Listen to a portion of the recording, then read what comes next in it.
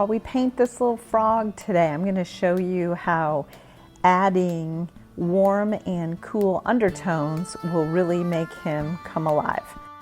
So let's get to it. So as usual, I'm starting with a very simple sketch, and I'm adding for you my Pinterest reference photo up at the top right. So I look at the photo to determine where I feel like there should be a warm light or a warm cast in his skin. And I see that's mostly along the back side. Obviously his eye's yellow, so I can go ahead and confidently paint over that area. But I'm reserving that chest area and the shadows for cooler tones. And you don't want any hard lines here, so just try to blend it in so that you don't have to worry about trying to fix that as you go over. But here you can see now I'm going in with our blue, cooler, more shaded undertone. And you can vary the tones of your underpainting, where you know it's going to be in the deepest crevices. It can be a little darker. So specifically in his underbelly, I know it's going to be darker. And where I'm going to have it be shadowy, I can also add it there. And I'm not really worried about mixing the yellow and the blue undertones if I need it, because together blue and yellow make green, which ultimately our frog is green. So here I'm just trying to blend out those edges so I don't get a sharp graphic mark. And now I can go in with, I chose Green Apatite Genuine, and it's a Daniel Smith granulating paint, meaning it's going to separate the pigments, especially if there's a lot of water added. So what I'm trying to do is add water to the edges and have it be a bit of an uneven wash so that I get a nice crunchy texture. And the same with the shadow, I'm trying to blend in those edges so that everything kind of seamlessly transitions from one color to the next. And I can see in the reference photo certain areas that have more of a deeper tone.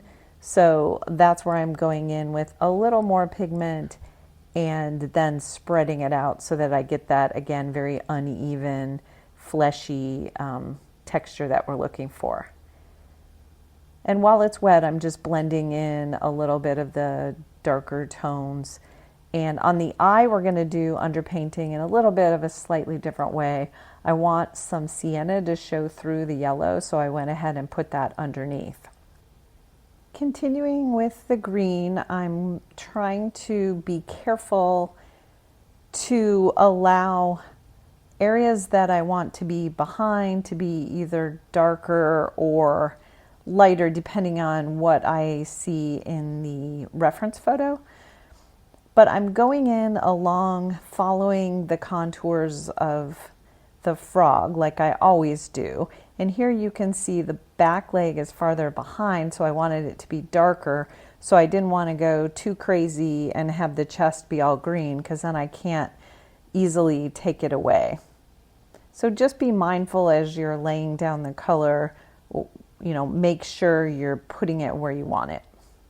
And you can see here, like on the tip of the toes are a little deeper. So again, with that uneven wash, I'm going in a little bit heavier pigment. You can see here in the, again, we'll just call them the creases.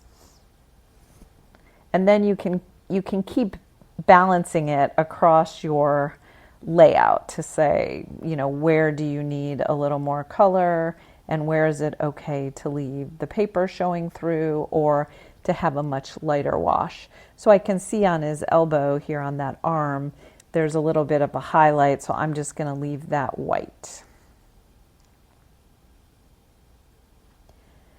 And now I like to go along the edges and then blend it out. That is a great way to show, again, the contour or the shape, to give it a roundness. So that's what I've done here on the edges, and then I'll blend those two areas together. But you can see as it goes over the raw sienna light, it has a nice warm cast to it, even warmer than the green would be on its own.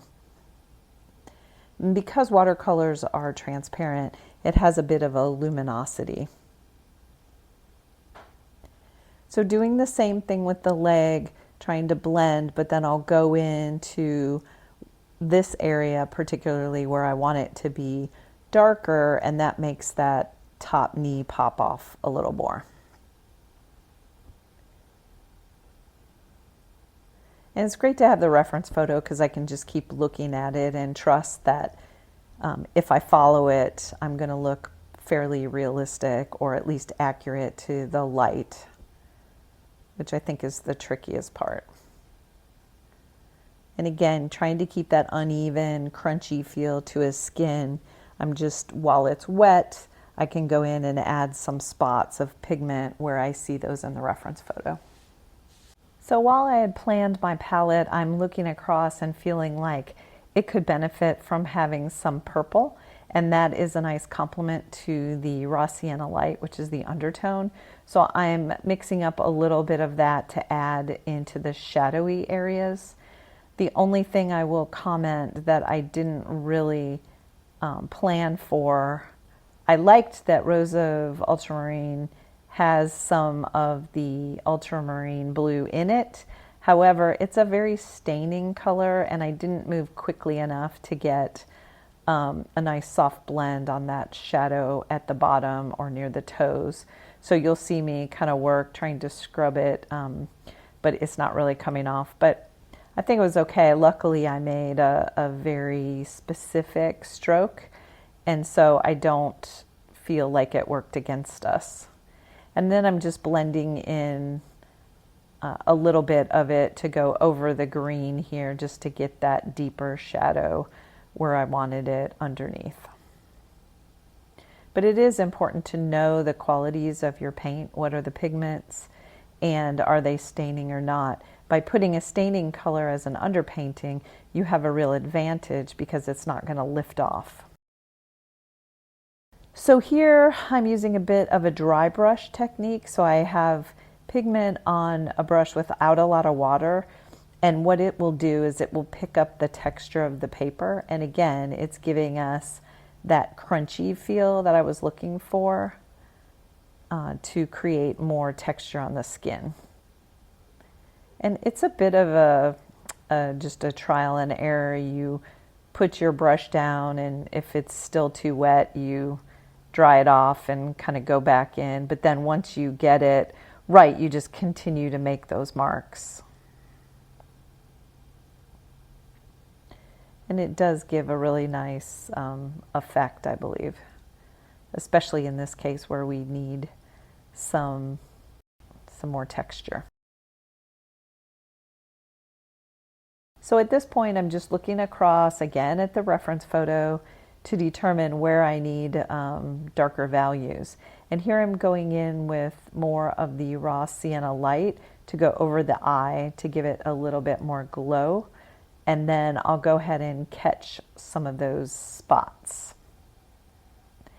And you know, keeping in mind the yellow is transparent, so trying to go over the green, I'm not really that concerned. If you want your spots to be lighter, then you could either mask them off ahead of time and then paint them in later, or go around it and leave the paper showing through.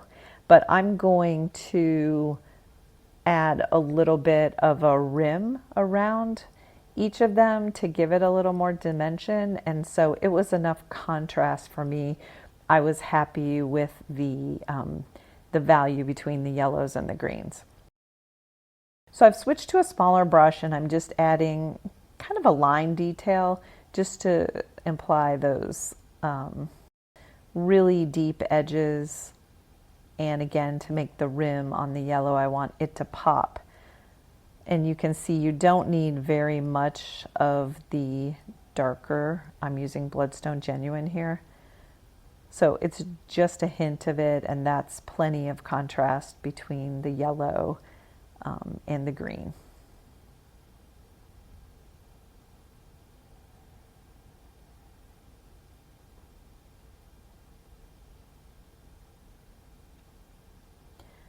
So this is the point where we always do, we look for those deepest deeps. Where do we need it to try to finish it off, and just make certain areas pop off that perhaps weren't earlier without that darkest value. And it should be, I always say the same things, but maybe 10% of your image should be your darkest values.